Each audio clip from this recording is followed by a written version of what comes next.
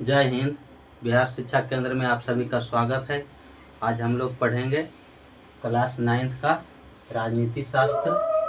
उसमें अध्याय 2 क्या पढ़ना, लोकतंत्र क्या है। आज हम लोग पढ़ेंगे लोकतंत्र के बारे में। इससे पहले यदि जो प्रीवियस क्लास आपने नहीं किया है तो जा कर के कर सकते हैं, और आशा करते हैं कि अच्छे से पढ़ाई कर रहे होंगे और नोट्स बनाते जाएं। ठीक है, आइए शुरुआत करते हैं। सबसे पहले जानते हैं कि लोकतंत्र का अर्थ क्या होता है। लोकतंत्र क्या है, क्या पढ़ना है, लोकतंत्र क्या है। तो विश्व में विभिन्न देशों में अलग अलग प्रकार की शासन व्यवस्था पाया जाता है। जैसे कहीं पे लोकतंत्र पाया जाता है तो कहीं राजतंत्र, कहीं सैनिक तंत्र स्थापित है। विश्व के विभिन्न देशों में शासन व्यवस्था के अलग अलग रूप देखने को मिलते हैं। कहीं पे लोकतंत्र है तो कहीं पे राजतंत्र, कहीं पे सैनिक तंत्र स्थापित है। लोकतंत्र जो है सबसे प्रिय शासन व्यवस्था बन गया है। लोकतंत्र जो है शासन व्यवस्था का सबसे लोकप्रिय रूप बन गया है। हम सच्चे अर्थों में उसी शासन व्यवस्था को लोकतंत्र कह सकते हैं जिनमें क्या है, हम सच्चे अर्थों में उसी शासन व्यवस्था को लोकतंत्र कह सकते हैं जिनमें शासन का संचालन जो है जनता के प्रतिनिधियों का चुनाव जनता स्वयं बिना किसी दबाव के स्वतंत्र रूप से करती है। यानी शासन का संचालन कौन करता है, जनता के प्रतिनिधि। जनता का प्रतिनिधि मतलब वो जिसे हम चुन करके भेजते हैं उसे बोलते हैं प्रतिनिधि। और जनता जो है खुद चुनती है और बिना किसी दबाव के, उसे ही सच्चे अर्थों में आज हम लोकतंत्र बोल सकते हैं। और इसी आधार पर हम ये जानने का प्रयास करेंगे यह कि लोकतंत्र और अलोकतंत्र, लोकतांत्रिक और अलोकतांत्रिक श्रेणियों में अंतर जानेंगे कि किस देश को हम लोकतंत्र बोलेंगे और किस देश को अलोकतांत्रिक देश। अंतर समझने का प्रयास करेंगे। इसे 3 उदाहरण से समझने का प्रयास करते हैं। पहला है नेपाल। नेपाल में जो है 2006 से पहले क्या था, राजा का शासन था, राजतंत्र था। राजतंत्र का मतलब हुआ राजा का शासन। यहाँ राजतंत्र में जो है राजा ही सब कुछ होता है, उसका ही निर्णय अंतिम होता है और जनता मौन रहती है। और राजतंत्र में वंशानुगत शासन चलता है, यानी उसका बेटा शासन, राजा के बाद क्या होता है, मृत्यु के बाद उसका बेटा या तो भाई शासक बनता है। इस तरह से 2006 के पहले देखा जाए तो नेपाल में कौन सा तंत्र था, राजतंत्र स्थापित था। शासन का कौन सा तंत्र, राजतंत्र। और पाकिस्तान में उसी तरह से 2008 से पूर्व क्या था, सैनिक तंत्र स्थापित था। और चीन में अभी वर्तमान में कम्युनिस्ट पार्टी का वर्चस्व है।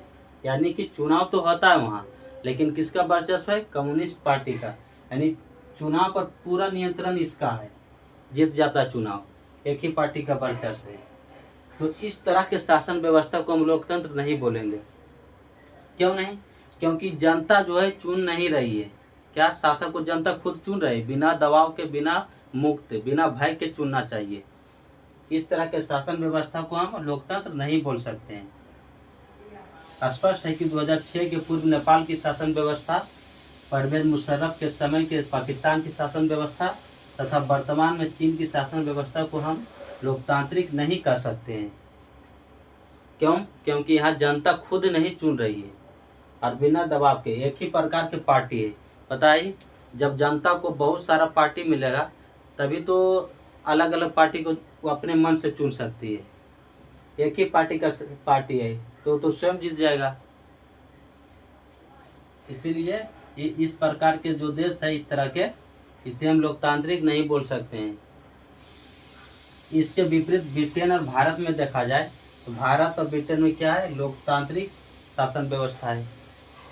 जिन शासन व्यवस्था में जनता की भागीदारी होती है उसे लोकतांत्रिक, और जिनमें जनता की भागीदारी नहीं होती उसे अलोकतांत्रिक कहते हैं।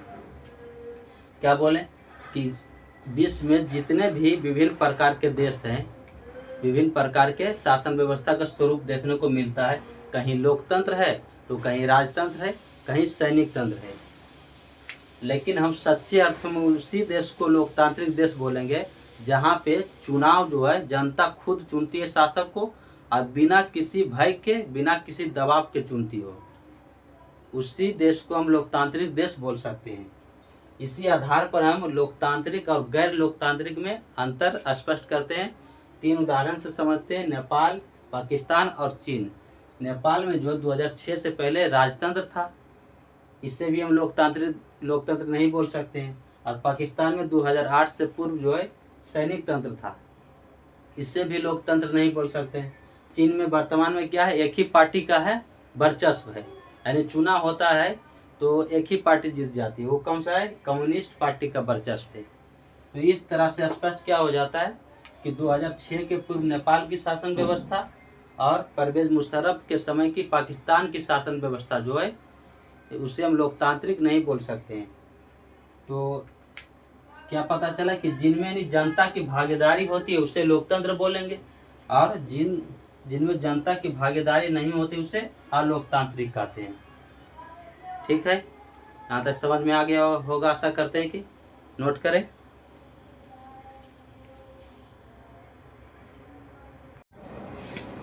चलिए आगे बढ़ते हैं। अब बात करते हैं लोकतंत्र का अर्थ। लोकतंत्र का अर्थ क्या है? लोकतंत्र को अंग्रेजी में क्या बोलते हैं, डेमोक्रेसी। लोकतंत्र को अंग्रेजी में क्या बोलते हैं, डेमोक्रेसी। और डेमोक्रेसी शब्द जो है 2 शब्दों से मिलकर बना है, एक डेमोस और दूसरा क्रेसिया। डेमोस और क्रेसिया, डेमोक्रेसी शब्द जो है 2 शब्द से मिलकर बना है। ये यूनानी शब्द है। कौन सा शब्द है, यूनानी शब्द। यूनानी शब्द 2 शब्दों से मिलकर बना है, डेमोस और क्रेसिया। डेमोस का अर्थ होता है जनता और क्रेसिया का अर्थ होता है शासन। तो यानी लोकतंत्र का मतलब क्या हुआ, जनता का शासन। लोकतंत्र का अर्थ क्या हुआ, जनता का शासन। दूसरे शब्दों में बोले तो लोकतंत्र का अर्थ ऐसी शासन प्रणाली है जिसमें जो जनता स्वयं भाग लेती है। तो लोकतंत्र का मतलब क्या है कि जहाँ ऐसी शासन प्रणाली जिसमें जनता स्वयं भाग लेती है। लोकतांत्रिक शासन प्रणाली में संप्रभुता जनता में निहित होती है। संप्रभुता किसमें निहित होती है, जनता में। संप्रभुता का मतलब क्या होता है, निर्णय करने की शक्ति, यानी निर्णय कौन लेगा, तो जनता। संप्रभुता का अर्थ क्या होता है, निर्णय करने की शक्ति, या ऐसी शक्ति है जिसके ऊपर और कोई शक्ति नहीं होती।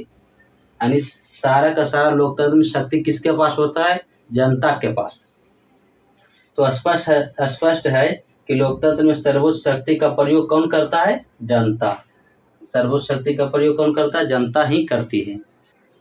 लोकतांत्रिक सरकार में जनता की भागीदारी होती है, यानी लोकतांत्रिक सरकार बनाना है तो किसकी भागीदारी होती है, इसमें जनता की भागीदारी होती है। और साथ ही उसका नियंत्रण भी। ऐसा बात नहीं कि जनता चुन करके भेज दिया तो मतलब उसका नियंत्रण नहीं रहता है, इसमें जनता का भी नियंत्रण होता है। कैसे, जब तक जनता चाहती है तब तक सरकार बनी रह सकती है। यदि जब जैसे देखते हैं, उदाहरण लेते हैं भारत में क्या होता है, 5 साल के बाद जब चुनाव आता है तो क्या जनता जब जिससे नहीं चाहती है फिर क्या करती है, दूसरे को सरकार बना सकती है। इस प्रकार से इसी आधार पर अमेरिकी राष्ट्रपति जो थे अब्राहम लिंकन, वो लोकतंत्र की परिभाषा क्या दी है कि लोकतंत्र जो जनता द्वारा और जनता के लिए शासन है। अब्राहम लिंकन क्या परिभाषा दी है लोकतंत्र का, कि जनता के द्वारा और जनता के लिए शासन ही लोकतंत्र है। और लोकतंत्र जो है, लोकतांत्रिक शासन व्यवस्था 2 प्रकार के हैं। लोकतंत्र कितने प्रकार के हैं, 2 प्रकार। एक होता है प्रत्यक्ष लोकतंत्र और दूसरा अप्रत्यक्ष लोकतंत्र। प्रत्यक्ष लोकतंत्र का मतलब कि डायरेक्ट, और अप्रत्यक्ष का मतलब होता है इनडायरेक्ट, यानी जहां डायरेक्ट रूप में जनता शासन करती है उसे प्रत्यक्ष लोकतंत्र कहते हैं। प्रत्यक्ष लोकतंत्र में क्या होता है, जनता प्रत्यक्ष रूप से शासन करती है। और अप्रत्यक्ष लोकतंत्र में क्या है, जनता जो है अपने चुन करके एक एक प्रतिनिधि को भेजती है। इस प्रकार से प्रतिनिधियों के द्वारा शासन चलाया जाता है, उसे अप्रत्यक्ष लोकतंत्र कहते हैं। और प्रत्यक्ष लोकतंत्र का उदाहरण अभी जो है देखने को मिलता है स्विट्जरलैंड में। कहाँ, स्विट्जरलैंड में इसका उदाहरण है। अप्रत्यक्ष लोकतंत्र जो है, जिस प्रकार से भारत क्या अप्रत्यक्ष लोकतंत्र का उदाहरण है। यहाँ क्या करते हैं हम लोग, प्रतिनिधियों को चुन करके भेजते हैं। हम खुद शासन करते हैं यहाँ नहीं, क्या करते हैं प्रतिनिधियों को चुन करके भेजते हैं और उनके माध्यम से शासन करते हैं। इसे बोलते हैं अप्रत्यक्ष लोकतंत्र। प्रत्यक्ष लोकतंत्र जो है हर जगह जरूरी नहीं है। क्यों नहीं इसे अपनाया गया? क्योंकि देखा जाए बहुत बड़ी जनसंख्या है, कम जनसंख्या के लिए महत्वपूर्ण है। कम जनसंख्या में तो प्रत्यक्ष लोकतंत्र लागू हो सकता है, लेकिन जब जनसंख्या अधिक हो जाए तो सब मिल करके शासन करना कठिन हो जाता है। इसीलिए एक एक प्रतिनिधियों को भेज करके शासन करते हैं। तो प्रत्यक्ष लोकतंत्र और अप्रत्यक्ष लोकतंत्र में अंतर क्या है? प्रत्यक्ष लोकतंत्र में जनता स्वयं शासन करती है और अप्रत्यक्ष लोकतंत्र में जनता अपने प्रतिनिधियों के माध्यम से शासन करती है। उसे अप्रत्यक्ष लोकतंत्र कहते हैं। ठीक, यहाँ तक क्लियर? एक बार फिर से समझ लीजिए लोकतंत्र का अर्थ क्या है। लोकतंत्र को अंग्रेजी में डेमोक्रेसी बोलते हैं और डेमोक्रेसी जो है दो शब्दों से मिलकर बना है, डेमोस और क्रेसिया। डेमोस का अर्थ होता है जनता और क्रेसिया का अर्थ है शासन, यानी लोकतंत्र का अर्थ क्या हुआ? जनता का शासन। दूसरे शब्दों में समझे तो लोकतंत्र का अर्थ है ऐसी शासन प्रणाली है जिसमें जनता जो स्वयं भाग लेती है और सारी की सारी शक्ति किसके पास होती है? जनता के पास। जनता ही शासक को चुनती है और नियंत्रण भी उस पर रखती है, यानी निर्णय करने की शक्ति लोकतंत्र में किसके पास होती है? जनता के पास ही होती है। सर्वोच्च शक्ति का प्रयोग जनता ही करती है।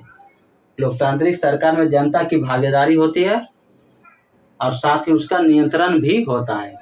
इसी आधार पर अमेरिकी राष्ट्रपति अब्राहम लिंकन लोकतंत्र की परिभाषा क्या देते हैं कि लोकतंत्र जो जनता का, जनता द्वारा और जनता के लिए शासन है, इसे लोकतंत्र बोलते हैं।